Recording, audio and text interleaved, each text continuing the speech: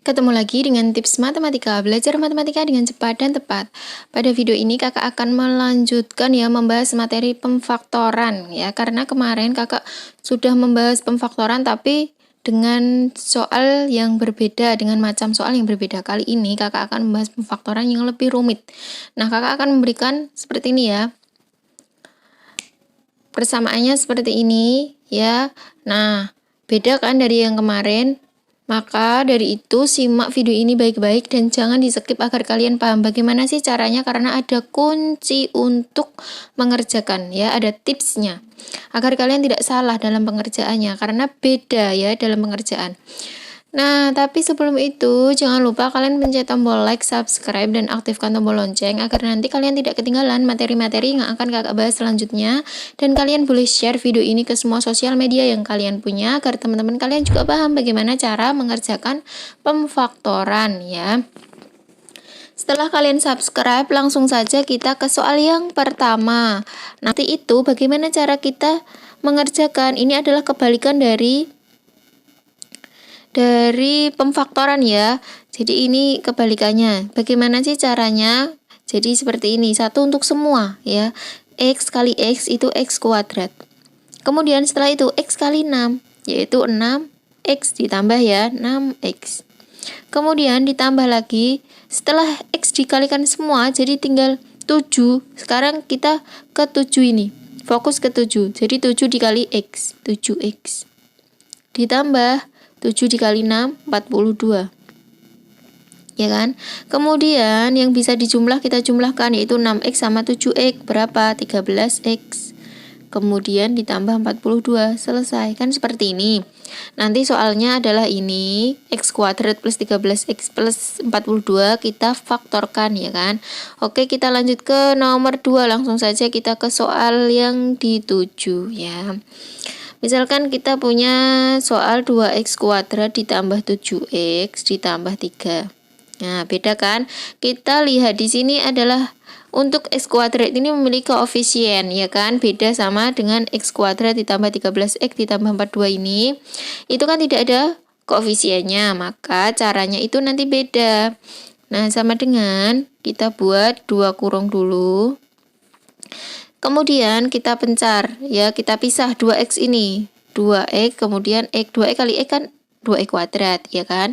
Kemudian caranya 2 ini kita kalikan dengan 3. Berapa? 6. Ya kan? 6. Kita tulis di bawah agar kalian tidak lupa. 6. Kemudian 7 ini seperti kemarin, kalau yang tengah itu adalah yang dijumlahkan. Jadi kalau yang 6 yang dikalikan apanya sih kak? Yang dikali yang dijumlahkan itu apanya? Nah, yang dikalikan dan dijumlahkan itu adalah faktor dari 6.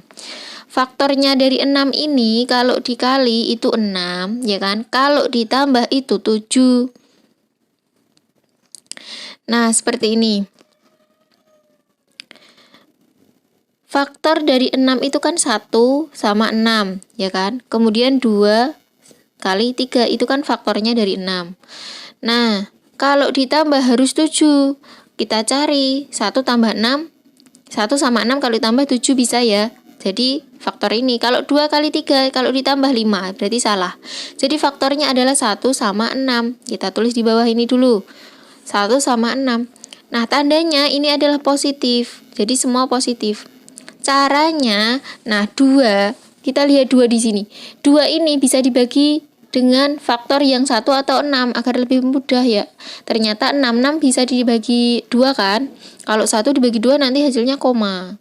Jadi kita cari yang lebih mudah saja. Jadi 6 dibagi 2 bisa kan? 6 bagi 2 3. Nah, 3 itu taruhnya bukan di sini. Salah kalau di sini. Di belakangnya, jadi ditaruh sini. Selesai, 6 sudah. Tinggal 1 dibagi X ini. Koefisien dari X ini adalah 1, karena tidak ditulis. Karena 1 tidak ditulis, maka 1 bagi 1, 1, taruh depannya. Jadi seperti itu caranya. Pasti masih bingung ya? Oke, kita ke soal berikutnya agar kalian paham. Perhatikan baik-baik langkahnya, karena memang ini agak rumit ya. Oke, soal selanjutnya adalah 3x kuadrat ditambah 14x ditambah 8. Nah, kita buat kurung dulu. Seperti ini. Kemudian kita pisah dulu 3x sama x. Caranya sama, yang depan ini dikali yang belakang. Itu berapa? 3 kali 8. 24, ya kan? Kita tulis 24. Nah, 24 ini kita cari faktornya. Nah, faktor dari 24 itu kalau ditambah harus 14. Ya, pokoknya seperti itu. Kalau ditambah itu harus 14 ini. Kita cari faktornya. Faktor dari 24 itu kan 1, 24. 2, 12. Ya kan? 3 sama 8. Kemudian 4 sama 6. Nah, berapa kira-kira faktor ini yang kalau ditambah hasilnya adalah 14.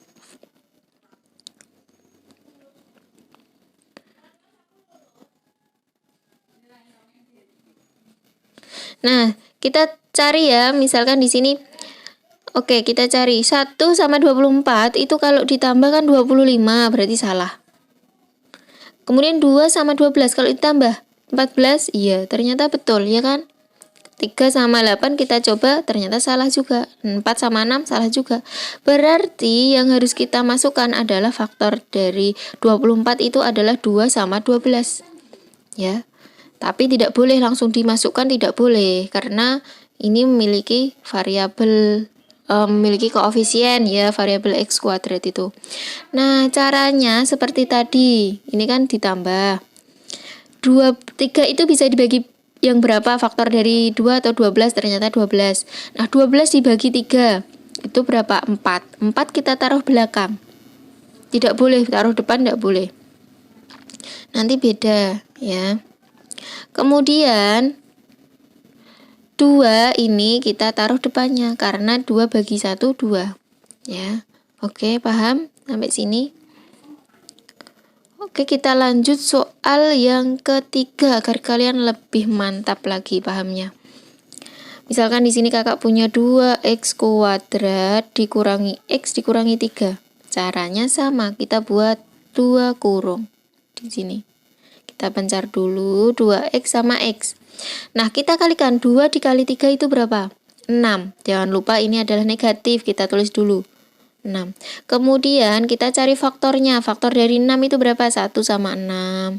Kemudian 2 sama 3, ya kan? Kalau ditambah hasilnya harus negatif 1. Ini di depannya x ini ada angka ya, cuman nggak ditulis. Kalau 1 nggak perlu ditulis. Jadi kalau dikali negatif 6, kalau ditambah negatif 1, karena ini tandanya negatif ya. Nah, kita cari mana kira-kira. Berarti kalau dikali negatif 6 ada tanda negatif, berarti salah satu harus ada negatifnya. Berarti sama saja nanti dikurangi. 6 dikurangi 1, 5. Berarti salah. 3 kurangi 2 bisa saja 1 atau negatif 1, ya kan? Betul ya, berarti 2 sama 3. Nah, kita karena ini tandanya negatif 6, berarti salah satu harus negatif. Sedangkan ini adalah kalau ditambah harus negatif 1. Berarti kalau negatif 1 itu yang angka besar itu harus negatif, berarti 3-nya harus negatif 3. Oke, sudah paham? Nah, setelah itu kita langkah selanjutnya itu penempatannya. 2 ini bisa dibagi yang faktor berapa? Faktor 2. Kemudian 2 dibagi 2, 1. Kita taruh di belakang, plus 1. Kemudian negatif 3 taruh depan. Nah, selesai. Mudah kan? Kalau bisa memang mudah. Oke, sekali lagi ya, soal terakhir kakak kasih agar kalian lebih bisa. Misalkan di sini kakak punya soal 4x kuadrat ditambah 7x dikurangi 2. Sama caranya kita buat kurung dulu. Ingat-ingat ya langkah-langkah untuk mengerjakan. Nah, kalikan. Ini negatif 2 jangan lupa, berarti negatif 8. Kalau ditambah harus 7. Ini positif, jadi 7 kalau ditambah nanti. Kita cari faktornya 1 sama 8. 2 sama 4. Sudah ya? Ada lagi? Nggak ada. Jadi nanti kalau dikali negatif 8 berarti salah satu harus negatif. Kemudian kalau ditambah itu harus plus 7, berarti yang besar harus plus, berarti negatifnya ada di min 1. Kemudian 8, ya kan? 8 kurangi 1, 7 gitu. Nah, kita tulis dulu di sini 4x sama x. Kalau misalkan 2x sama 2x juga boleh. Nah, di sini 8, 4 itu bisa dibagi yang berapa? Yang 8, ya kan? 8 bagi 4, 2. Kita taruh belakang. Plus 2. Kemudian negatif 1 kita taruh sini. Selesai. Mudah kan?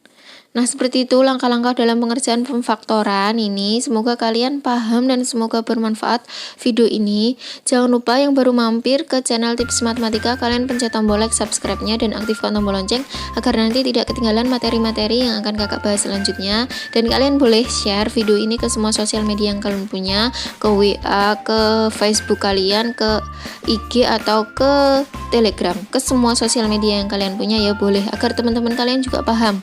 Karena di masa pandemi ini kita juga tetap dituntut untuk bisa belajar sendiri, oke ya.